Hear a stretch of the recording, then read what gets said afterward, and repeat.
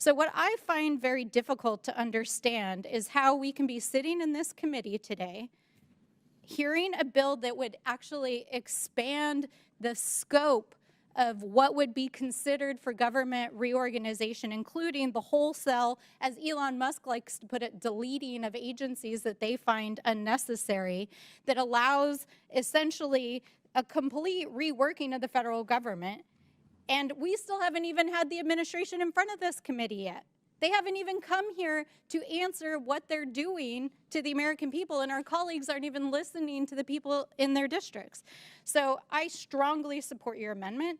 I think that the breaches to data, and especially data privacy, and whatever they are doing with this data is one of the most egregious and abusive things that this administration is doing. And I'm grateful that you brought this amendment to defend the American people's rights. And with that, I yield back. I mean, the reality is that this guy right here, who is an unelected billionaire, is literally looting the federal government right now, and he has no idea what he's doing. He's not even addressing the fundamental problems that have been identified by our nonpartisan watchdog. So, you know, I want to be clear also that the Republicans, as of today, we took a break right before this committee, went and voted on a rule to advance a tax package that would make these cuts permanent, to pay for a permanent tax break for billionaires. So what these guys are up to is not about government efficiency. It's about looting the American people in the Treasury to pay for billionaire tax cuts. The Democrat-run USAID should not get to use our federal government, our U.S. taxpayer dollars, as their party piggy bank to push their radical agenda in countries that we have no business giving money to.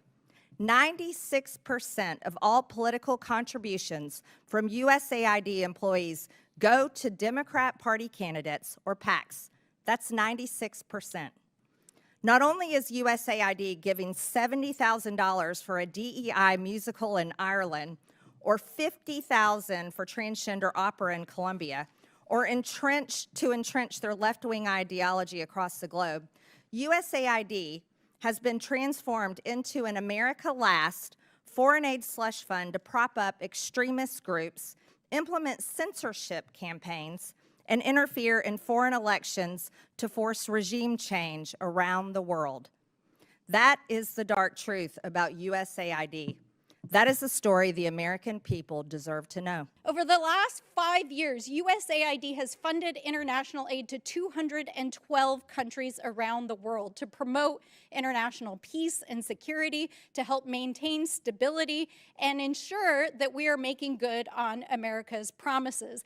These investments are a fraction of the cost of weapons and defense, and the U.S. in the process is able to help promote national security, stop global pandemics, prevent hunger and mass migrations, and make the world and the United States a safer place.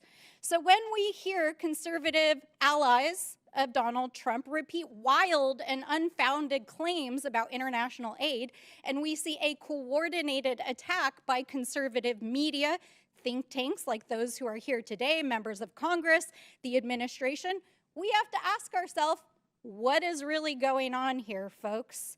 Why the hell are they so hell-bent on dismantling an organization that has been so vital to American interests and Western democracy for so long? Over the last several days, they have fired thousands of federal employees.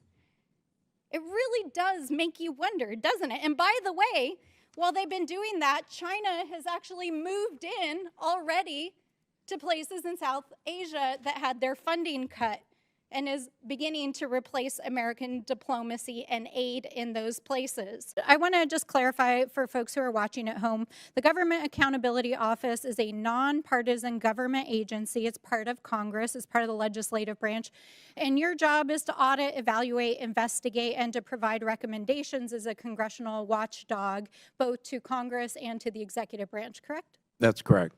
And what you do every year as part of your work is produce this high-risk list. And this year, the one you're presenting to us today includes 38 areas that you've identified that, as you just said in your testimony, would save money, help ensure the health and safety of the American public and help to build trust in our federal agencies. And I want to briefly talk about some of the things that appear on this list. In fact, as you mentioned in your testimony, the first thing on here is the improvement of delivery of federal disaster assistance. That's FEMA. Second is improvements in surface transportation. We've got HHS and public health services, Department of the Bureau of Prison improvements.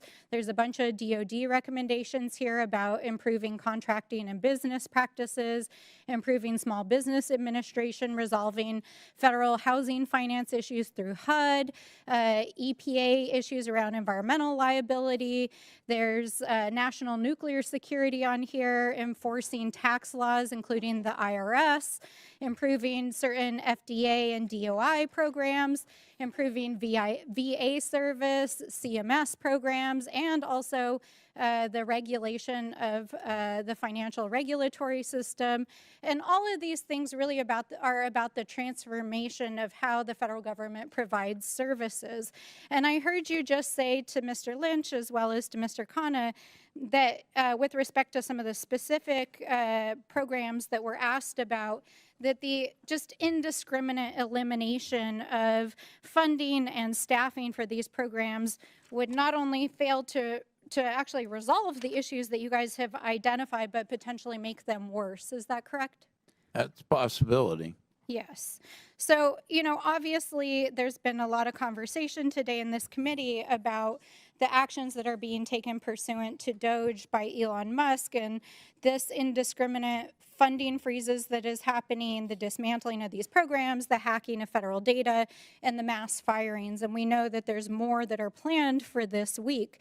But unfortunately, we don't exactly know what Elon Musk has actually been up to because he won't come to this committee. And in fact, our Republican colleagues have shielded him from having to appear.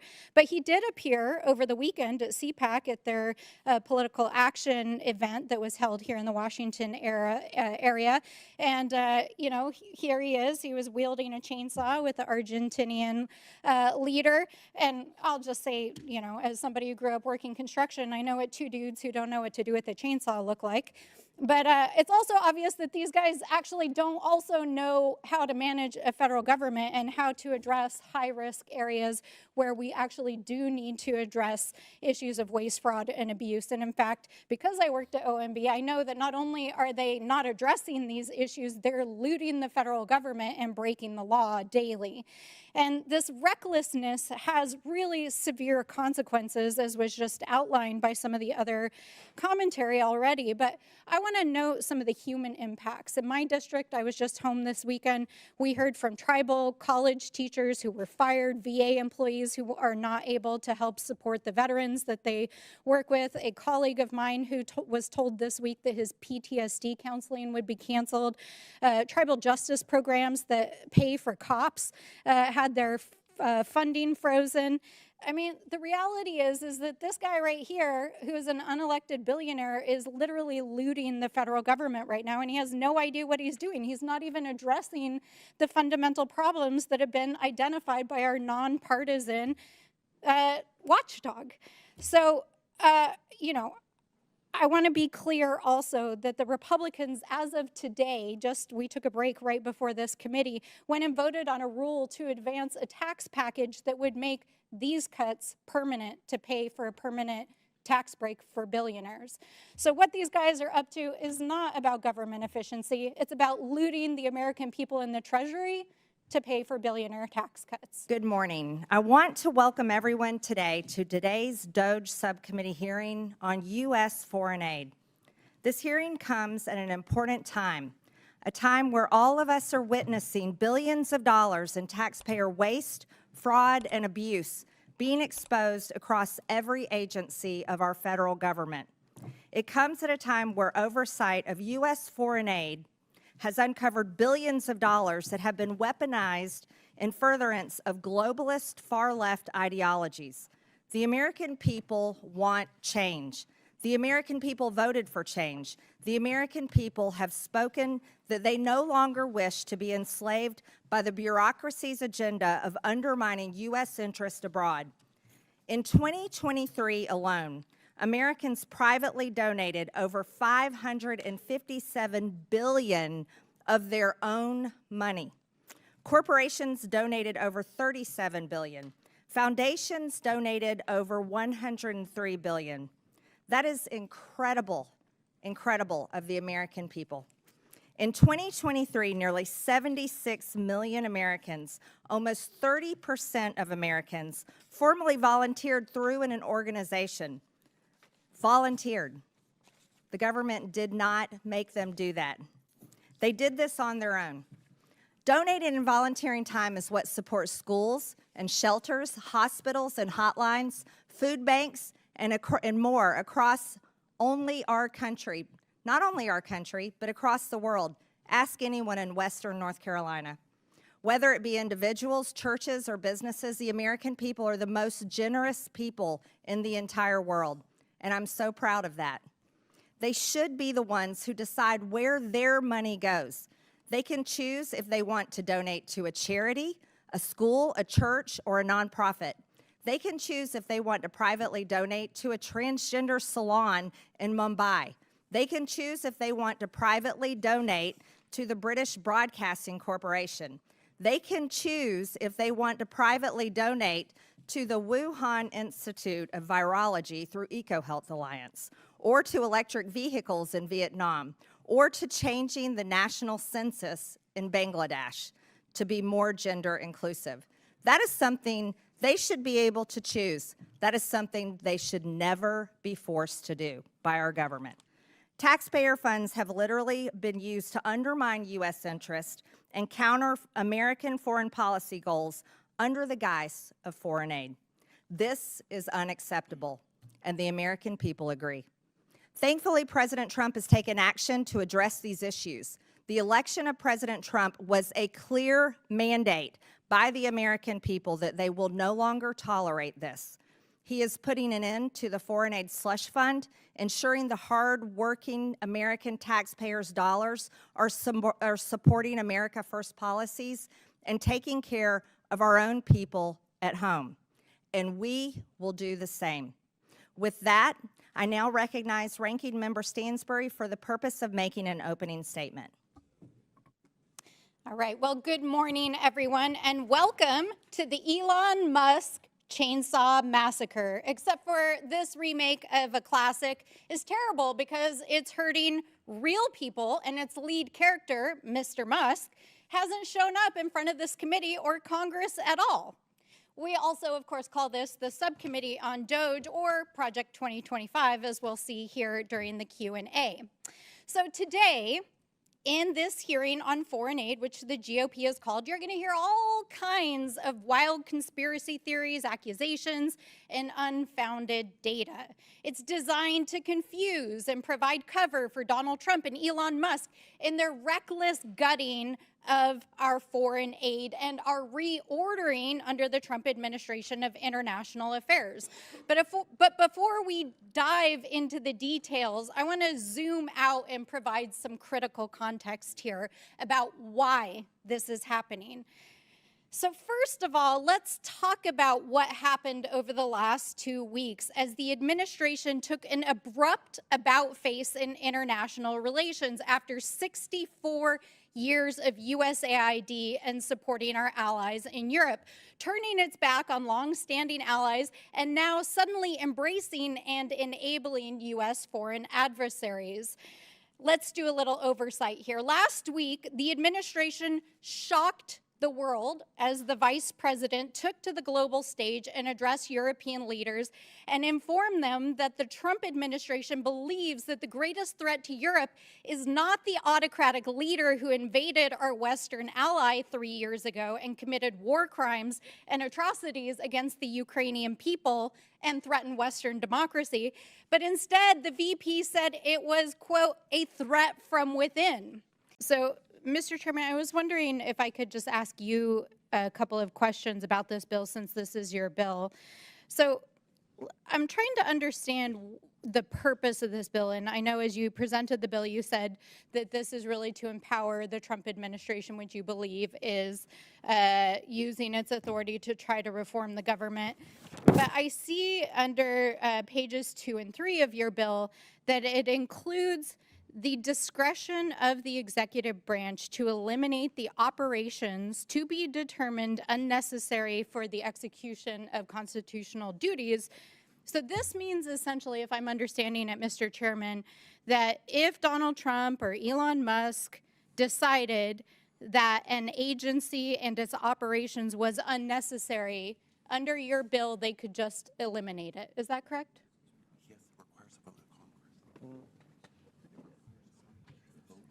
Yeah, it requires Congress to vote on it. Mr. Chairman, as I read it, your bill is giving the congressional authority to the executive to do it without Congress. No, that's not true. Can you You're misinterpreting the bill. Can you please point us to the language in the bill that retains Congress's authority?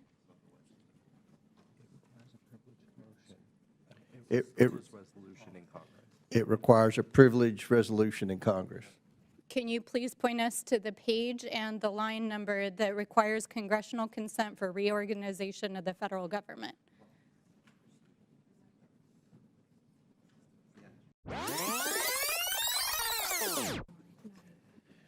In sections 908 and 909 of Title V.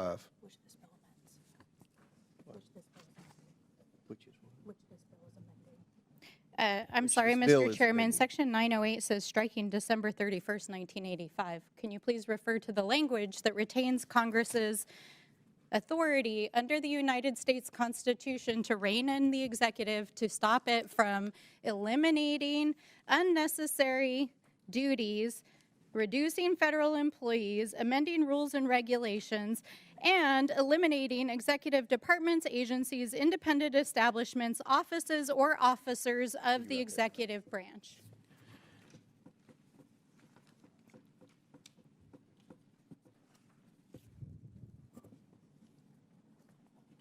If my colleague would yield. This, just let me answer that question. This bill amends Title V, Section 908 and 909. Which retains congressional rule. Again, Mr. Chairman, can you please point us to the place in your bill where it retains Congress's constitutional authority to rein in the executive branch? You're intentionally misrepresenting the bill.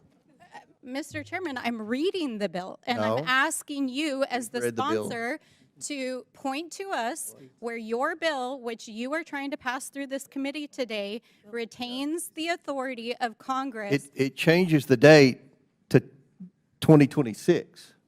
It amends the date. Mr. Chairman, I'm just going to read from your bill. I've got 40 seconds here. It allows The bill amends executive current branch- law. What you're Mr. looking Chairman, at, this what is you're my looking time. for already exists as law. Mr. Chairman, your bill, as introduced here, allows the executive to eliminate any executive department, agency, independent establishment, or corporation within the United States, an office or an officer, to essentially repeal, amend any regulation, and to eliminate anything that the executive branch determines to be unnecessary. And I strongly oppose this bill because this is a blank check to Donald Trump and Elon Musk to continue to dismantle the federal government.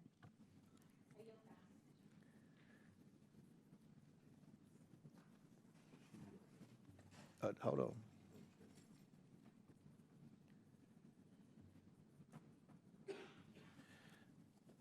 Just let me say for the final time, the bill amends current law to extend an authority where the president submits to Congress a reorganization plan. So this should be something that we all support. Now, does any other member seek recognition? Mr. Chairman, our amendments in order now. Mr. Chairman, Mr. Chairman, I don't even know where it came from. Oh, Ms. Mace, Chair recognizes Ms. Mace. yes, sir. I was just going to emphasize what you were saying earlier, that this bill amends it to renew and extend it through December of 2026. I would appreciate it if members on the other side of the aisle spoke the truth, actually read the bill, understood what it did after reading it, Maybe some reading comprehension perhaps might be needed. And also, the offense that President Trump or Elon Musk get carte blanche authority. Well, it was Presidents Bill Clinton, George W. Bush, and Barack Obama have asked Congress to renew presidential reorganization authority. So this is actually bipartisan, but because the orange man is president, it can't be, right? Just because they don't like the president of the United States, it can't possibly be. But this has been a bipartisan effort in the past, in the normal times when people had common sense on both sides of the aisle. So appreciate your leadership and transparency, Mr. Chairman. Thank you. I yield back. Very good explanation. Any other members seek recognition? Do you ask, Ms. Stansbury? Yes, thank you, Mr. Chairman. I wonder if I might ask the sponsor of the amendment a few questions and engage in a friendly conversation about the background on the amendment. So, Mr. Chairman, Representative Brown, can you tell us a little bit more about why you believe it's necessary to include a list and description of the data that's being accessed by the administration? In response to the American people and to what we've been hearing in the news, DOGE has been accessing private information, and we don't know to what degree or what length. And when we attempted to subpoena Mr. Musk to clarify the work that they've been doing in this newly created department, we were rejected by our Republican colleagues. I would imagine if they were proud of the work that they were doing, they would allow Mr. Musk to come before this committee to clarify the work that he's doing. So I'm just asking for clarification on behalf of the American people. Thank you, Mr. Chairman and Representative Brown. And to my knowledge, I don't believe that Mr. Musk or any member of the administration has actually been in front of this committee to even hear this bill. Is that your understanding, Representative Brown? That is my understanding. And yet here we are in a process to pass it without any clarification about why this authority is needed, why these expanded definitions are needed, why they want to have this put into statute, as there are literally over 160 lawsuits in the federal court system that are challenging the legality of what they're doing, including hacking private data of American citizens. And that's exactly what your amendment is about, identifying and protecting. And Representative Brown, as I understand it, just a couple of days ago, in fact, the courts found that the accessing of Social Security data by Elon Musk and DOGE was illegal and unfounded. And we know that millions of Americans out there are frightened right now that their Social Security payments are going to be shut down by Elon Musk. Is that correct? You can tell from our town halls that is absolutely correct. Well, it'd be probably useful for our friends across the aisle to actually hold their town halls, because then they would hear from their own constituents about the millions of Americans that are upset about this. But in addition to that, there's been numerous other court orders around data, including one of the very first and highly identified breaches of federal data privacy and security, which was when Elon Musk sent his hackers into the Treasury Department to hack our Treasury payment systems, which, by the way, is not only a violation of privacy, but a violation of the law. But because the U.S. Department of Justice is not pursuing federal cases against administration officials who are breaking the law, the states and nonprofits and individuals are having to go to the courts in order to enforce these laws. So what I find very difficult to understand is how we can be sitting in this committee today hearing a bill that would actually expand the scope of what would be considered for government reorganization, including the wholesale, as Elon Musk likes to put it, deleting of agencies that they find unnecessary, that allows essentially a complete reworking of the federal government. And we still haven't even had the administration in front of this committee yet. They haven't even come here to answer what they're doing to the American people, and our colleagues aren't even listening to the people in their districts. So I strongly support your amendment. I think that the breaches to data, and especially data privacy, and whatever they are doing with this data is one of the most egregious and abusive things that this administration is doing. And I'm grateful that you brought this amendment to defend the American people's rights. And with that, I yield back.